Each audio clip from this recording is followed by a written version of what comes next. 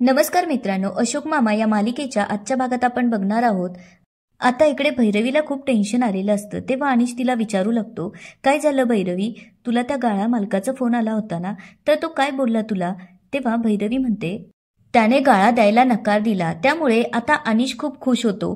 पण मुद्दामच भैरवीला विचारू लागतो, पण का? तेव्हा भैरवी सांगू लागते की कोणीतरी माझ्याविषयी चुकीची इन्फॉर्मेशन दिली आहे.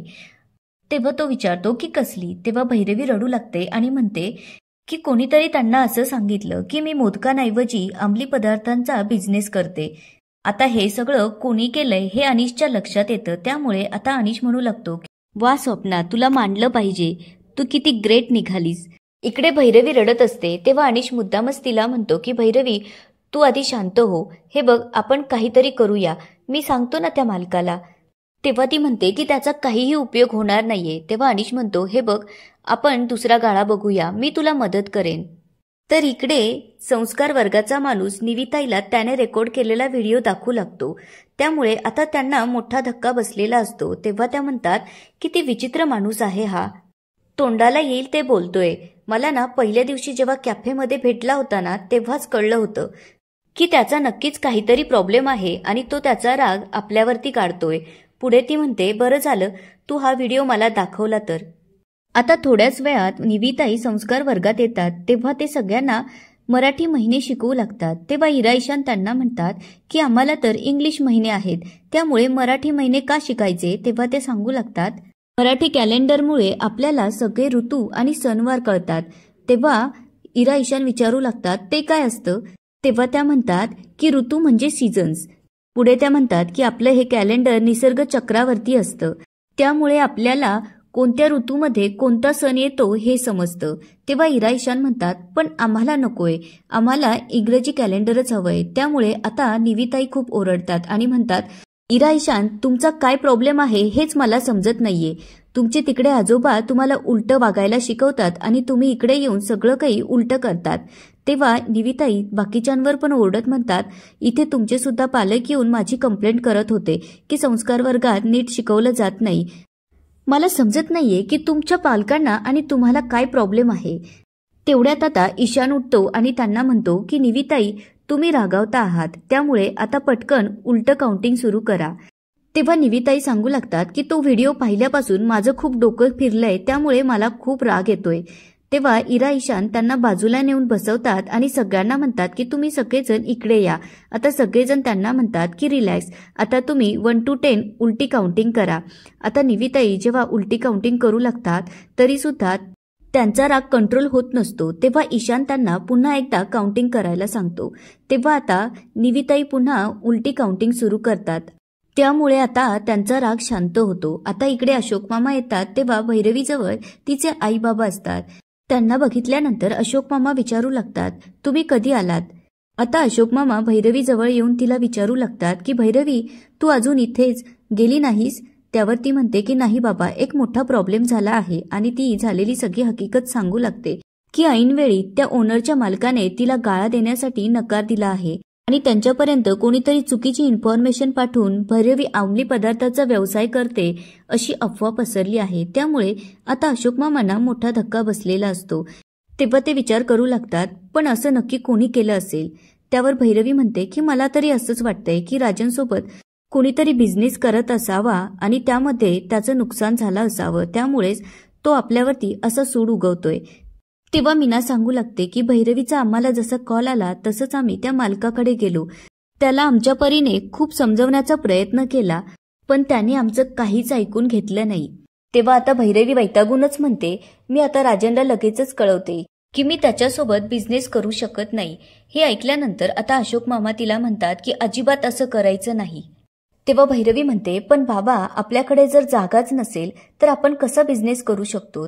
तेव्हा मीना सांगू लागते की मी भैरवीला म्हटले, जोपर्यंत तुझी सेटलमेंट होत नाही तोपर्यंत आपल्या घरामध्ये बिझनेस सुरू कर. तेव्हा भैरवी म्हणते, आई, घर आणि बिझनेस एकत्र होऊ शकत नाही, कारण त्यामुळे दोन्हीही गोष्टी डिस्टर्ब होऊ शकतात. तेव्हा अशोक मामा म्हणतात, भैरवी, तू त्याची काळजी करू नकोस, मी बघतो काय करायचं ते. त्यावर भैरवी त्यांना विचारू लागते, बघतो काय करायचं म्हणजे बाबा?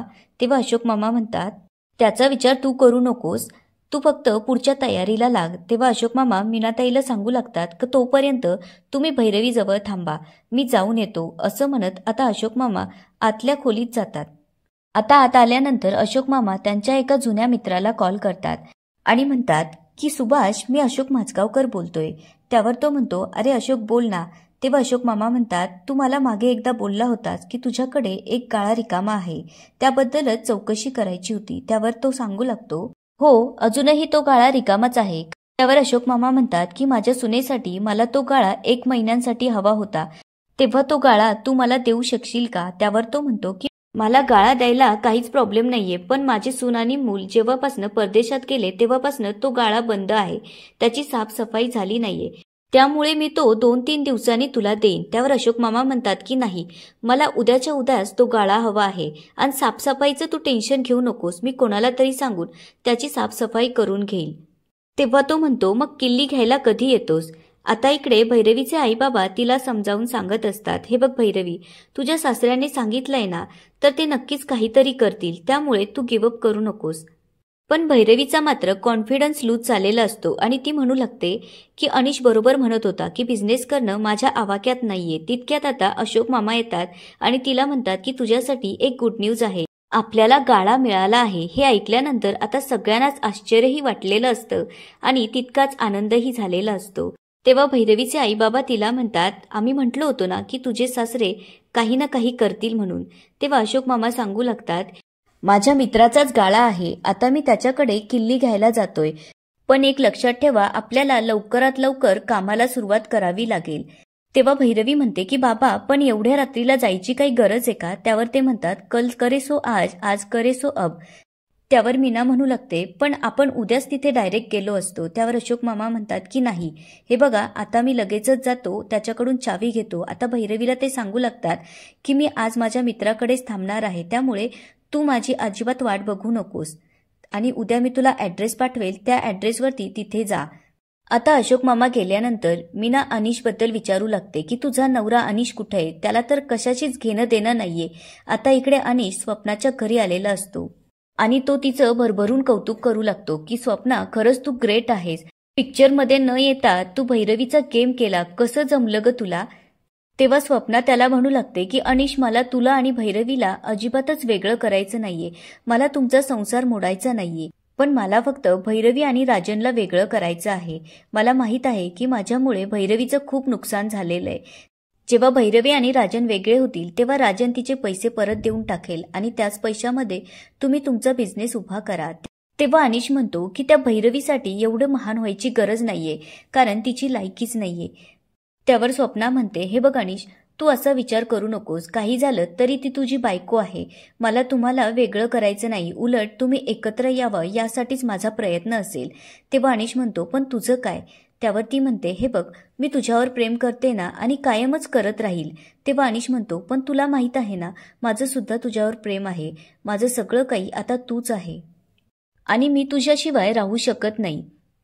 तेव्हा स्वप्ना अनिशला म्हणते की माझ्याकडे तुझ्यासाठी एक सरप्राईज आहे आणि ती कोणाला तरी कॉल करून आत या असं म्हणू लागते. आता स्वप्ना अनिशला म्हणते, आलेच मी, असं म्हणत आता ती दरवाजा उघडायला जाते. तेव्हा समोर राधावहिनी आणि किशाभाऊ येऊन उभे राहतात. त्यांना बघून आता अनिशला मोठा धक्का बसलेला असतो. तेव्हा आता स्वप्ना त्या दोघांना प्लीज कम इन असं म्हणून दरवाजा लावते. आता ते दोघंही अनिश जवळ येतात. तेव्हा अनिश स्वप्नाला विचारू लागतात की हे दोघं इथे कसे? तेव्हा स्वप्ना त्याला सांगू लागते की मी तुझ्यासाठीच या दोघांना हायर केलं आहे, कारण तू 24 आवर्स घरी नसतोस, त्यामुळे तुझ्या माघारी घरात तुझ्याबद्दल कोण कोण काय बोलतोय, काय काय कारस्थान करतंय यावर लक्ष ठेवण्याचं काम मी या दोघांवर सोपवलं आहे. त्यामुळे अनिश त्यांच्याकडे आश्चर्याने बघू लागतो. तेव्हा राधावहिनी त्याला म्हणते की बाबू, तुला जेव्हा तुझ्याच घरातून बाहेर काढलं होतं तेव्हा मला खूप दुःख झालं. तेव्हा किशाभाऊ म्हणतो की राधा त्या दुःखामध्ये असतानाच या मॅडम आम्हाला भेटला, त्यामुळे तुझ्यासाठी काहीतरी करावं असं आम्हाला वाटलं. तेव्हा राधावहिनी सांगू लागते की भैरवीचे 3 तेरा सुद्धा आम्हीच वाजवले आहे. तेव्हा आता स्वप्ना म्हणू लागते की आता आपण दोघं नसून आपण चौघं आहोत, त्यामुळे आता आपण टीम म्हणून काम करूयात. आता इकडे अनिश अजूनही घरी आलेला नसतो, त्यामुळे आता भैरवी त्याला कॉल करत असते तितक्यात आता दरवाजा वाजू लागतो, म्हणून भैरवी जाऊन दरवाजा उघडते तर समोर अनिश दारू पिऊन आलेला असतो. त्यामुळे आता भैरवीला खूप मोठा धक्का बसलेला असतो. आता भैरवी त्याला विचारू लागते की अनिश, तू परत एकदा दारू पिलास? पुढे ती विचारू लागते की रोज कुठे जात असतोस आणि एवढ्या उशिरा का येतोस? त्यावर अनिश आता तिला म्हणतो, मी तुला विचारतो का तू कुठे जातेस, कोणाला भेटतेस? त्यावर भैरवी म्हणते की अनिश, तोंड सांभाळून बोल. आता भैरवी त्याला म्हणते की अनिश, तू मला प्रॉमिस केलं होतं की तू माझ्या प्रत्येक गोष्टीत माझ्यासोबत उभा राहशील. जेव्हा मला तुझी सगळ्यात जास्त गरज आहे तेव्हाच तू माझ्यासोबत नाहीयेस. तेव्हा अनिश म्हणतो, हे बघ, मी तुला आधीच बोललो होतो की हा बिझनेस तू करू नकोस, हे तुझ्या आवाक्याबाहेर आहे, पण तू माझं ऐकलं का? नाही. हे बघ, अजूनही सांगतोय, उगाचच बाबांचे एवढे 50 लाख रुपये वाया जातील, त्यामुळे हा बिझनेसचा विचार तू डोक्यातून काढून टाक. त्यावर भैरवी म्हणते की नाही, हार मानणाऱ्यांमधली मी नाही. पुढे ती म्हणते की बाबांनी माझ्यासाठी एक नवीन गाळा बघितला आहे, त्यामुळे आम्ही आता उद्यापासूनच लगेच काम सुरू करणार आहोत. तेव्हा अनिश म्हणतो की काय, तुला दुसरा गाळा मिळाला सुद्धा? पण कोणी आणि कसा दिला? त्यावर भैरवी म्हणते की मला काहीच माहीत नाहीये, कारण हा गाळा बाबांनी माझ्यासाठी बघितला आहे. असं म्हणून आता भैरवी झोपायला जाते. तेव्हा अनिश विचार करू लागतो की आपल्याला याबद्दल काहीच डिटेल्स नाहीयेत, तेव्हा आता स्वप्नाला काय सांगायचं. आणि याच ठिकाणी आजचा एपिसोड संपतो. धन्यवाद.